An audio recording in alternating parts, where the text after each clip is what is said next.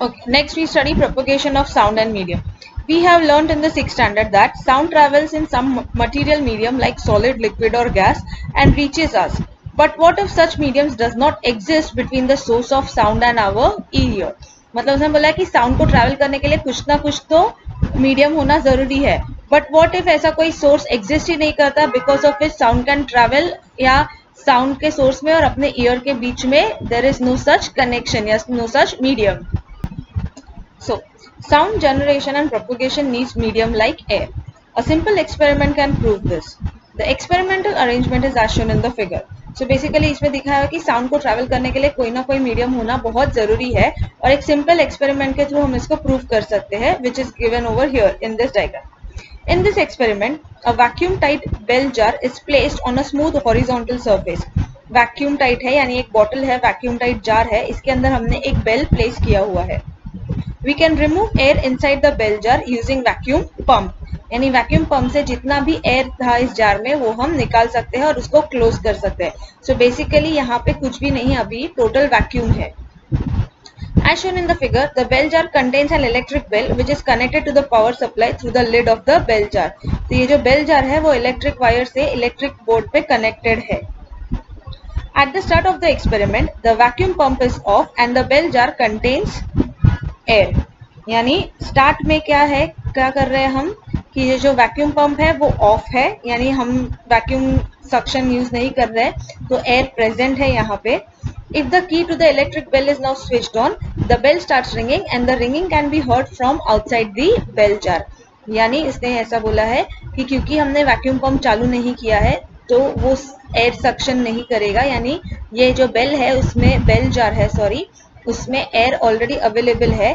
सो अगर ये जो वायर कनेक्ट हो रहा है आगे स्विच बोर्ड पे, तो अगर हमने वो बटन चालू कर दिया सो ये जो बेल है वो कंटिन्यूअसली रिंग होगा और वो रिंगिंग हमें सुनाई देगा.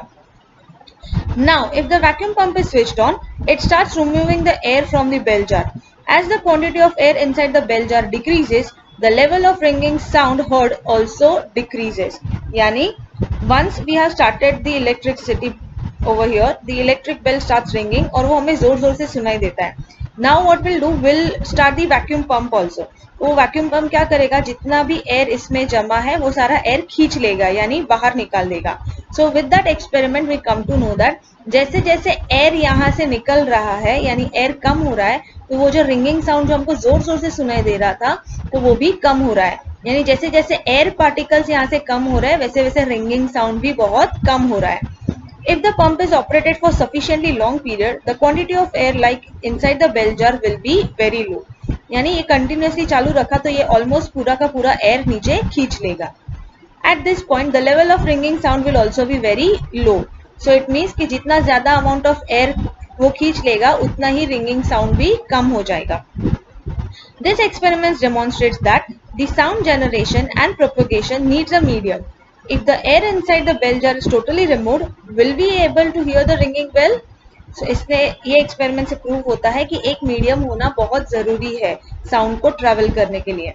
So the question over here is कि अगर पूरा का पूरा एयर निकल गया तो हमको सुनाई देगा क्या? Then the answer is no. Why? Because there is no medium present. Vacuum का मतलब होता है कि वहां पे कोई भी मीडियम प्रेजेंट नहीं होता, किसी भी मीडियम का पार्टिकल्स अवेलेबल नहीं होता. And because the particles of any medium are not available, the sound cannot propagate, the sound cannot travel. Hence this experiment proves that for propagation yani for traveling, sound needs a particular medium. So let's see what is frequency of sound waves. Using figure 15.2, we learnt about how the vibrations of tuning fork results in generation of compression and rarefaction. यानी ये जो ऊपर हमने diagram किया था इससे हमने देखा था कि साउंड वेव्स कैसे कंप्रेशन और रेरिफैक्शन का रीजन फॉर्म करता है. More detailed observation shows that the actual variation in the density of air and the pressure is given. Any objects vibrates in the air, such sound waves are produced in the air. यानी वो जो tuning फोक का है वो जो air particles हमने ऐसे standing lines में लिए थे उसका मोर क्लियरर वर्जन या डिटेल वर्जन दिया है. See this is the form of compression region, this is the form of rarefaction. So if you see compression में the air particles are very close to each other, rarefaction में the air particles are far away from each other. So ऐसा देखोगे तो continuous compression रेरिफैक्शन का जो reason है वो form होते जाता है. तो ये जब हम टेक्निकली डिनोट करते हैं we denote it like this, क्योंकि कंप्रेशन है तो कंप्रेशन ऊपर की तरफ वेव आएगा, रेरिफैक्शन नीचे की तरफ। सो कंप्रेशन रेरिफैक्शन ऐसा कंटिन्यूअसली वेव्स फॉर्म होता है। So this compression and rarefaction waves are nothing but sound waves जो अपने ईयर्स तक पहुंचता है and we can listen it properly. So that is what is given in this para. Please go through it carefully. Next is sound and music. Now, from the above activity, it is clear that if the frequency of sound wave is changed, different sound is produced. यानी यहाँ पे इन्होंने ये भी बताया है इस activity में कि बार बार फ्रीक्वेंसी मतलब वही, अगर डेंस है, रेयर है, मीडियम, तो बार बार फ्रीक्वेंसी हमने चेंज की तो साउंड वेव में भी चेंजेस आता है, जो साउंड हम सुन रहे हैं उसमें भी चेंजेस आता है। Sound waves of different frequencies produce different sound notes, यानी जिनका फ्रीक्वेंसी अलग अलग है उनका साउंड नोट्स भी अलग अलग है। जैसे आपने देखा रहेगा तबला आवाज अलग आता है, see over here it is given, ये सारे डिफरेंट इंस्ट्रूमेंट्स है। सितार का अलग आता है, ट्रम्पेट का अलग आता है, तबले का अलग है, वायलिन का अलग है, पियानो का अलग आता है, गिटार का अलग आता है। क्यों? क्योंकि सारे इंस्ट्रूमेंट्स जो है वो डिफरेंट डिफरेंट लेवल्स पे वेव्स प्रोड्यूस करते हैं, इसके लिए हर एक इंस्ट्रूमेंट से आवाज भी जो आती है वो डिफरेंट डिफरेंट आती है। For example, I am just reading the important thing, you will go through the entire para.